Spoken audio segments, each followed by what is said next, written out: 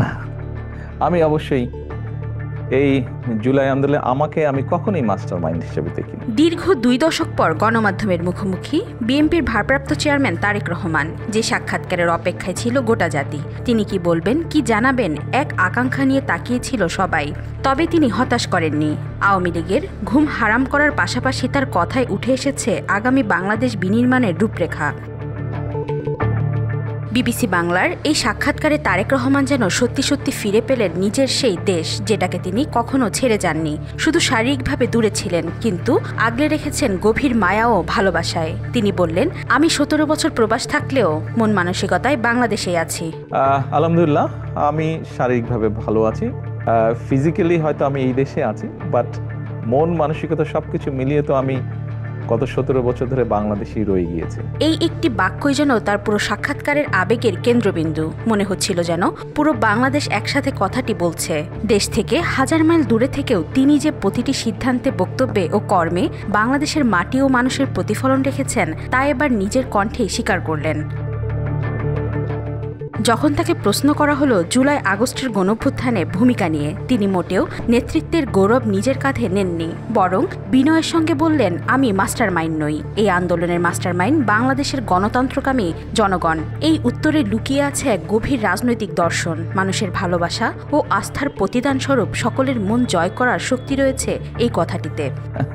না, আমি অবশ্যই এই জুলাই আন্দোলনে আমি কখনোই মাস্টার মাইন্ড হিসেবে দেখি না।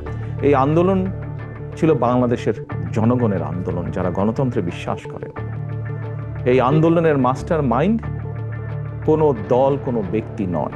এই আন্দোলনের মাস্টার মাইন্ড বাংলাদেশের গণতান্ত্রিক জনগণ। নিজের ও পরিবারের উপর নির্যাতনের প্রসঙ্গে তিনি ছিলেন শান্ত ও পরিমিত। একটি অভিযোগের সুর নয়, বরং ছিল আত্মবিশ্বাস ও নৈতিক দৃঢ়তা। প্রতিশোধের বার্তা নয়, তবে ছিল আইন কাঠামোর মধ্য দিয়ে বিচারের প্রক্রিয়ার আভাস। তিনি বলেন, আমি নির্যাতন, মিথ্যা মামলা, জেল জুলুম সবকিছু পেরিয়ে দাঁড়িয়েছি, যা ছিল এক রাজনৈতিক উত্তরাধিকারীর পরিণত মানসিকতার প্রকাশ। আমি শারীরিকভাবে নির্যাতিত হয়েছি, যে নির্যাতনের চিহ্ন এখনো কখনো কখনো আমাকে সহ্য করতে হয়।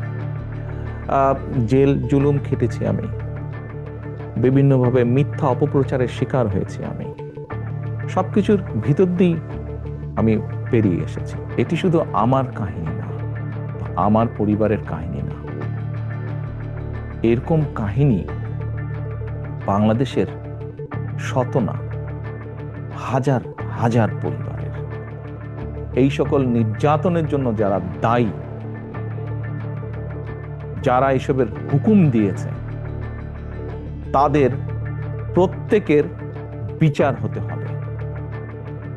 এটি প্রতিশোধের কোনো বিষয় নয়, এটি ন্যায়ের কথা, এটি আইনের কথা। এই সাক্ষাৎকারে তার ভেতরের অবস্থান করা মানুষটিও যেন উন্মোচিত হয়েছে। তিনি একজন পুত্র, যিনি অসুস্থ মাকে রাষ্ট্রীয় কাঠামোর মধ্যে নির্যাতিত হতে দেখে কষ্ট পান।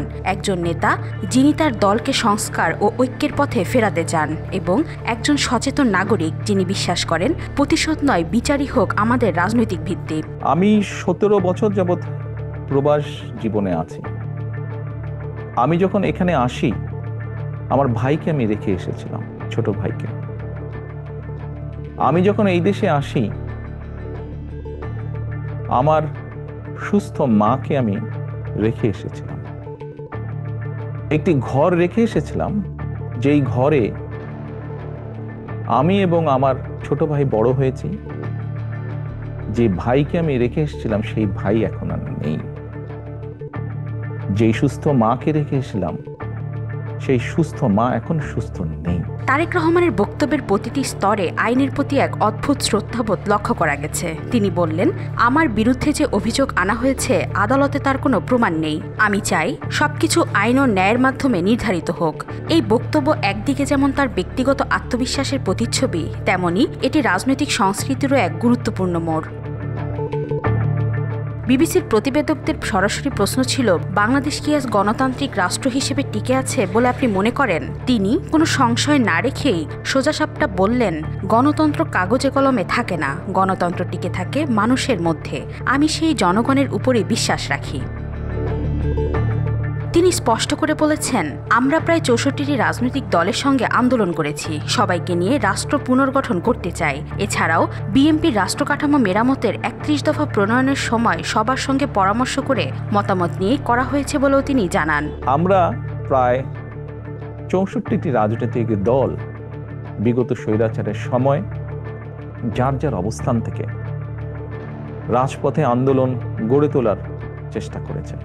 যে দলগুলোকে আমরা পেয়েছি আমাদের সাথে রাজপথের আন্দোলনে, আমরা চাই সকলকে সাথে নিয়ে রাষ্ট্র পুনর্গঠন করতে। আগামী দিনের রাষ্ট্র পরিচালনায় সবাইকে নিয়ে পথ চলার একটি ইঙ্গিত পাওয়া গেছে তার কথার মাঝে। তার কাছে রাজনীতি মানে ক্ষমতা দখল নয়, বরং রাষ্ট্রকে নতুনভাবে সাজানো, যেখানে কৃষক, শ্রমিক, গৃহিণী, তরুণ, অবসরপ্রাপ্ত সেনা কর্মকর্তা কিংবা সাংবাদিক সবারই থাকবে রাষ্ট্রের অংশীদারিত্ব। তারেক রহমান তার সাম্প্রতিক সাক্ষাৎকারে একটি গুরুত্বপূর্ণ ধারণা তুলে ধরেছেন, স্পিল ওভার ইফেক্ট। তার ব্যাখ্যায়, গত 17 বছরে বাংলাদেশের মানুষের রাজনৈতিক অধিকার কেড়ে নেওয়ার যে পরিণতি, সেটি আজ শিক্ষা, চিকিৎসা ও কৃষিখাতসহ রাষ্ট্রের সব ব্যবস্থায় স্পিল ওভার ইফেক্ট হিসেবে প্রতিফলিত হচ্ছে। প্রধানমন্ত্রী পদে প্রত্যাশায় প্রশ্নে তিনি উত্তর দেন সংযমের সঙ্গে, আমি রাজনৈতিক কর্মী, নির্বাচনে অংশ নেব ইনশাআল্লাহ, তবে প্রধানমন্ত্রী হব কিনা সেটি জনগণ ও দলের সিদ্ধান্ত।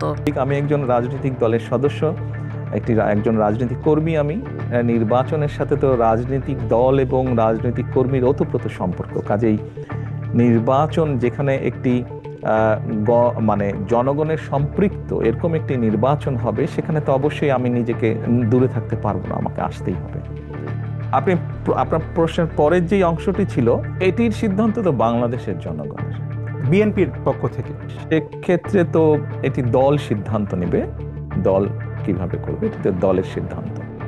তিনি দ্রুতই দেশে ফিরবেন বলে ইঙ্গিত দিয়েছেন, এমনকি দেশে ফিরে নির্বাচনে অংশ নেবেন বলেও বোঝা গেছে। কিন্তু প্রধানমন্ত্রী হবেন কিনা সে ব্যাপারে জনগণের উপরই আস্থা রাখতে চান। জনগণ চাইলে প্রধানমন্ত্রী হবেন, আর দল থেকে তিনি প্রধানমন্ত্রী প্রার্থী হবেন কিনা সেটাও দলের সিদ্ধান্তের উপরেই ছেড়ে দিতে ইচ্ছুক তিনি। কিছু সঙ্গত কারণে হয়তো ফিরাটা হয়ে ওঠেনি এখনো, তবে সময় তো চলে এসছে মনে হয়, ইনশাল্লাহ দ্রুতই ফিরে আসবো। এছাড়াও দলের মনোনয়ন প্রসঙ্গে তিনি স্পষ্ট করেছেন, মনোনয়ন শুধু দলের বিষয় নয়, যাদের মানুষের সঙ্গে সংযোগ আছে তারাই মনোনয়ন পাবেন।